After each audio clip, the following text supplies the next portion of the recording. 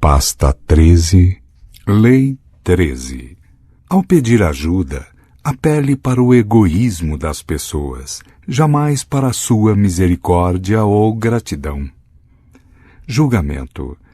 Se precisar pedir ajuda a um aliado, não se preocupe em lembrar a ele a sua assistência e boas ações no passado.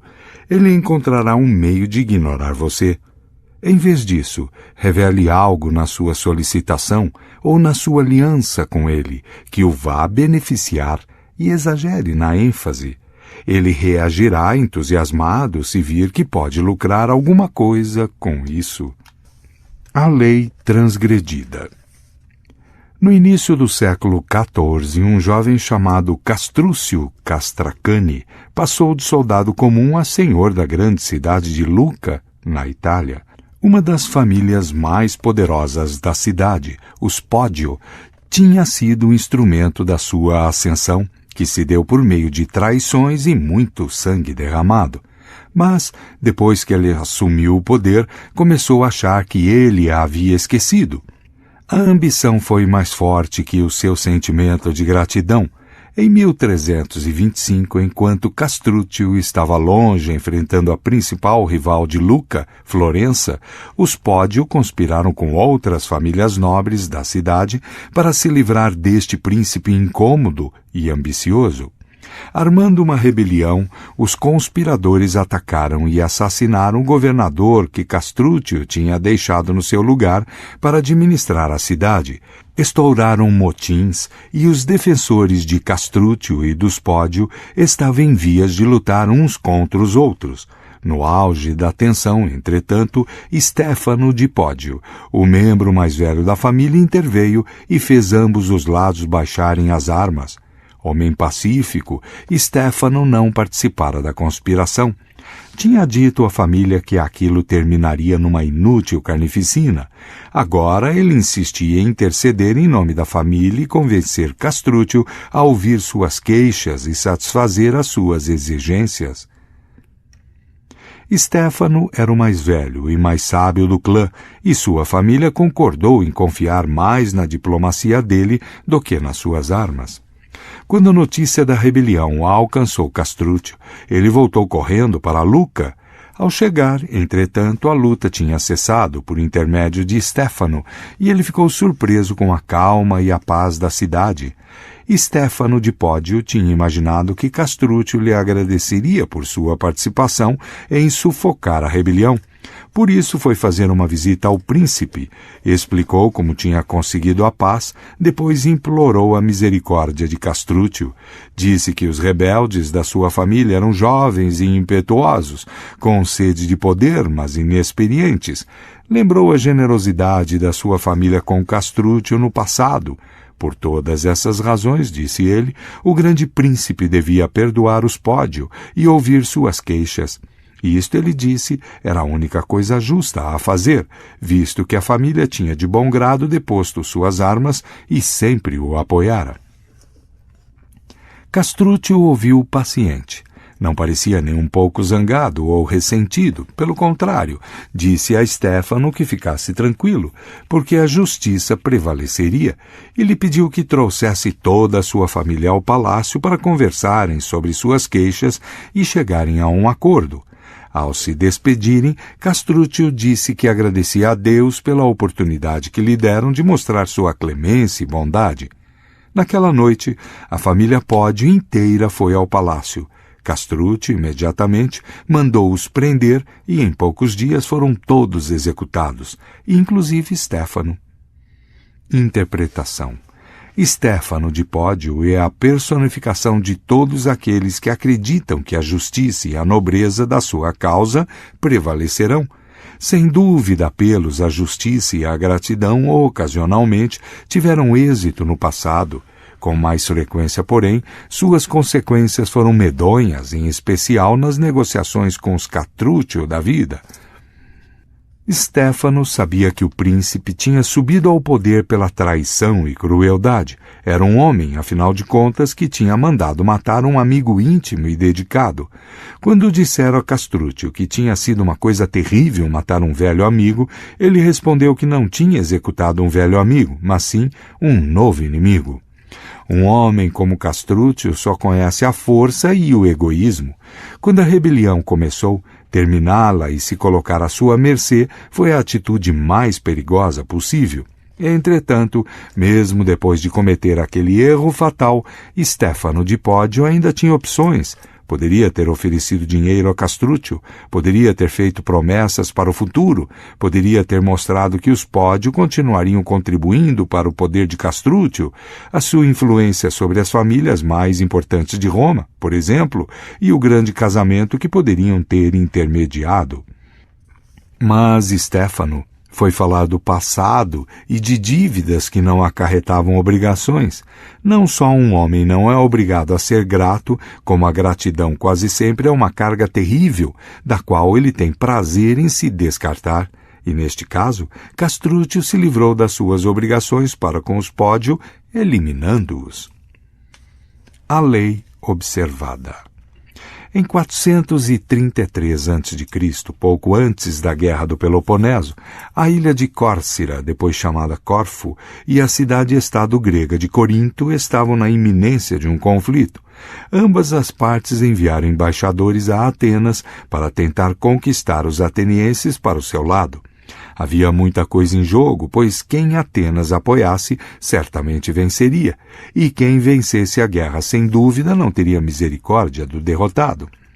Córcira falou primeiro. Seu embaixador começou reconhecendo que a ilha jamais havia ajudado os atenienses antes, e que de fato se aliara aos inimigos de Atenas. Não havia laços de amizade ou gratidão entre Córcira e Atenas. Sim, o embaixador admitiu, viera a Atenas porque estava com medo e preocupado com a segurança de Córcira. A única coisa que tinha para oferecer era uma aliança de interesses mútuos. Córcira tinha uma armada que só a de Atenas superava em força e tamanho. Uma aliança entre os dois estados criaria uma força formidável, capaz de intimidar o estado rival de Esparta. Isso, infelizmente, era tudo que Córcira tinha a oferecer. O representante de Corinto fez então um brilhante e apaixonado discurso, em nítido contraste com a seca e pálida abordagem do Corsírio. Ele falou de tudo que Corinto tinha feito por Atenas no passado, perguntou o que os outros aliados achariam se os atenienses preferissem fazer um acordo com um antigo inimigo em vez do amigo atual, que tinha servido lealmente aos interesses de Atenas. Talvez esses aliados rompessem seus acordos com Atenas se vissem desvalorizada a sua lealdade. Ele se referiu à lei helênica e à necessidade de recompensar Corinto por todas as suas boas ações. Finalmente relacionou os muitos serviços que a sua cidade prestara a Atenas e a importância de mostrar gratidão aos amigos. Depois do discurso, os atenienses debateram a questão em assembleia. Na segunda rodada, votaram em peso a favor da aliança com Córcira e abandonaram Corinto. Interpretação. A história associa os atenienses à nobreza, mas eles foram os grandes realistas da Grécia clássica. Com eles toda a retórica, todos os apelos emocionais do mundo não se comparavam a um bom argumento pragmático, especialmente se contribuísse para aumentar o seu poder. O que o embaixador de Corinto não percebeu foi que as suas referências à generosidade passada de Corinto só fez irritar os atenienses ao pedir sutilmente que se sentissem culpados e devedores. Os atenienses estavam pouco se importando com favores passados e sentimentos de amizade. Ao mesmo tempo, sabiam que se os outros aliados achassem que estavam sendo ingratos, abandonando Corinto, continuaria sendo improvável que essas cidades-estados rompessem seus vínculos com Atenas, o maior poder na Grécia. Atenas governava o seu império pela força e simplesmente forçaria qualquer aliado rebelde a voltar para o seu canto. Quando as pessoas escolhem entre falar do passado e falar do futuro, a pessoa pragmática sempre opta pelo futuro e esquece o passado. Como os corsírios perceberam, é sempre melhor falar pragmaticamente com uma pessoa pragmática. E afinal, as pessoas, na sua maioria, são pragmáticas, raramente agem contrariando os seus próprios interesses. A regra sempre foi que os fracos devem se submeter aos fortes, e além disso, nos consideramos merecedores do nosso poder. Até o presente momento vocês também pensavam assim, mas agora, depois de avaliar os seus próprios interesses, começam a falar em termos do que é certo e do que é errado. Considerações desse tipo jamais desviaram as pessoas das oportunidades de engrandecimento oferecidas pela força superior. Representante ateniense a Esparta, citado em A Guerra do Peloponeso de Tucídides, aproximadamente 465 a 395 a.C. As chaves do poder. Na sua busca de poder, você vai se encontrar constantemente na posição de ter que pedir ajuda aos mais poderosos. Pedir ajuda é uma arte que depende da sua capacidade para compreender a pessoa com quem está lidando e não confundir o que você precisa com as necessidades dela. As pessoas, na sua maioria, não conseguem isso porque estão totalmente presas aos seus próprios desejos e necessidades. Elas começam supondo que as pessoas com quem estão lidando têm um interesse altruísta em ajudá-las. Falam como se as suas necessidades tivessem alguma importância para estas pessoas, que provavelmente não estão dando a mínima. Às vezes elas se referem a questões maiores, uma grande causa ou emoções grandiosas como amor e gratidão. Preferem o quadro geral quando as simples realidades cotidianas seriam muito mais atraentes. O que elas não percebem é que até a pessoa mais poderosa está presa ao seu próprio conjunto de necessidades e que se você não acenar para o seu egoísmo, ela simplesmente o verá como alguém desesperado ou, na melhor das hipóteses, uma perda de tempo. No século XVI, os missionários portugueses tentaram durante anos converter o povo do Japão ao catolicismo. Enquanto ao mesmo tempo Portugal mantinha um monopólio comercial entre Japão e Europa, embora os missionários tivessem algum êxito, nunca foram longe com a elite governante. No início do século XVII, de fato, o seu proselitismo ofendera o imperador japonês, Ieyasu. Quando os holandeses começaram a chegar em grande número, Ieyasu respirou aliviado. Ele precisava do conhecimento dos europeus sobre armas e navegação, e esses europeus não estavam nem um pouco preocupados em divulgar religião. Os holandeses só queriam fazer negócio. Ieyasu providenciou logo a expulsão dos portugueses. A partir de então, só quis saber de tratar de negócios com os práticos holandeses. Japão e Holanda são culturas muito diferentes, mas as duas têm a mesma eterna e universal preocupação, o próprio interesse. Cada pessoa com quem você lida é como se fosse uma outra cultura, uma terra estranha com um passado que nada tem a ver com o seu. No entanto, é possível desfazer as diferenças entre dois apelando para o egoísmo do outro. Não seja sutil. Você tem um conhecimento valioso para dividir. Você vai encher os cofres dele de ouro. Você tornará a sua vida mais longa e feliz. Esta é uma linguagem que todos nós falamos e compreendemos. Um passo essencial nesse processo é compreender a psicologia do outro. Ele é vaidoso? Está preocupado com a sua reputação ou posição social? Tem inimigos que você poderia ajudar a vencer? A sua motivação é apenas o dinheiro e o poder? Quando os mongóis invadiram a China no século XII, eles ameaçavam apagar uma cultura próspera com mais de 2000 anos. Seu líder, Gengis Khan, não via nada na China a não ser um país sem pastos para seus cavalos e decidiu destruir tudo, arrasar todas as suas cidades, pois era melhor exterminar os chineses e deixar a grama crescer. Não foi um soldado, um general ou um rei quem salvou os chineses da devastação, mas um homem chamado Yelu Shu-tsai.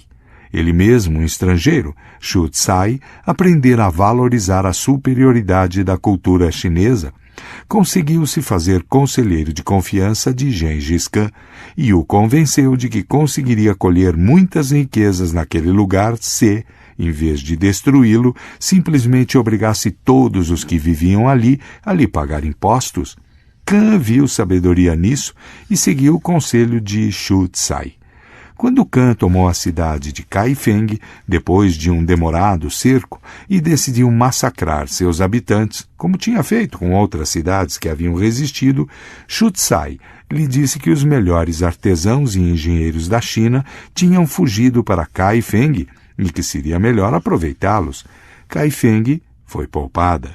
Nunca antes Gengis Khan tinha se mostrado tão clemente, mas não foi realmente a clemência o que salvou Kaifeng. Shu-tsai conhecia bem Gengis Khan. Ele era um camponês bárbaro que não ligava para a cultura, ou, na verdade, para nada que não fosse guerra e resultados práticos. Shu-tsai apelou para o único sentimento que funcionava com um homem desse tipo, a ganância. O egoísmo é a alavanca que move as pessoas. Se conseguir que elas vejam que você pode, de alguma forma, satisfazer as suas necessidades ou favorecer a sua causa, a resistência aos seus pedidos de ajuda desaparece como que por um passe de mágica. A cada etapa no caminho da conquista do poder, você deve procurar sempre ver o que passa pela cabeça da outra pessoa, quais são as necessidades e interesses dela, para afastar a cortina dos seus próprios sentimentos que obscurecem a verdade. Domine esta arte e não haverá limites para você. Imagem. A corda que une. A corda da misericórdia e da gratidão está puída e se romperá ao primeiro choque. Não jogue esta corda salva-vidas. A corda do egoísmo mútuo é tecida com muitas fibras e não se parte facilmente. Vai lhe servir por muitos anos. A autoridade. A maneira mais rápida e eficaz de fazer fortuna é deixar as pessoas verem claramente que é do interesse delas promover o seu. Jean de la Bruyère, 1645-1696. O inverso. Há pessoas que consideram o apelo ao seu egoísmo como uma atitude feia e ignóbil. Elas, na verdade, preferem poder exercitar a caridade, a misericórdia e a justiça, que é a sua maneira de se sentirem superiores a você. Quando você lhes implora ajuda, está enfatizando o poder e a posição delas.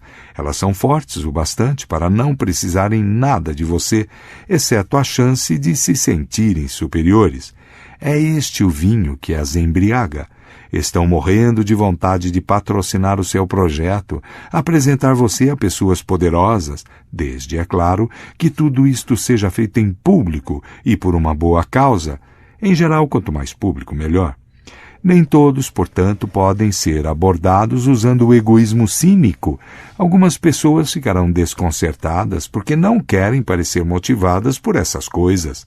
Elas querem uma oportunidade para exibir o seu bom coração. Não seja tímido, dê a elas essa oportunidade. Não é que você esteja abusando da sua boa-fé pedindo ajuda. Elas realmente sentem prazer em dar e serem vistas dando. Você deve saber diferenciar as pessoas poderosas e descobrir quais são os seus motivos e necessidades básicas. Se elas transpiram ganância, não apele para a sua caridade. Se elas querem parecer nobres e caridosas, não apele para a sua ganância. Notas. O camponês e a macieira. Um camponês tinha no seu jardim uma macieira que não dava frutos, servia apenas de poleiro para pardais e gafanhotos. Ele resolveu cortá-la fora e, pegando seu machado, golpeou firme as suas raízes. Os gafanhotos e os pardais lhe imploraram para não cortar a árvore que lhe servia de abrigo, que a poupasse, e eles cantariam para ele e alegrariam seu trabalho. O camponês não deu atenção ao pedido e desfechou sobre a árvore o segundo e o terceiro golpes com um machado. Atingindo o oco da árvore, ele encontrou uma colmeia cheia de mel. Provando o favo, jogou fora o machado e, olhando a árvore como sendo sagrada, cuidou muito bem dela. Só o egoísmo comove alguns homens. Fábula, Esopo, século VI a.C. Os homens, na sua maioria, são tão subjetivos que nada realmente os interessa, a não ser eles mesmos. Pensam sempre no seu próprio caso, assim que é feita uma observação, e toda a sua atenção é monopolizada e absorvida à menor referência casual a qualquer coisa que os afete pessoalmente, por mais remota que seja.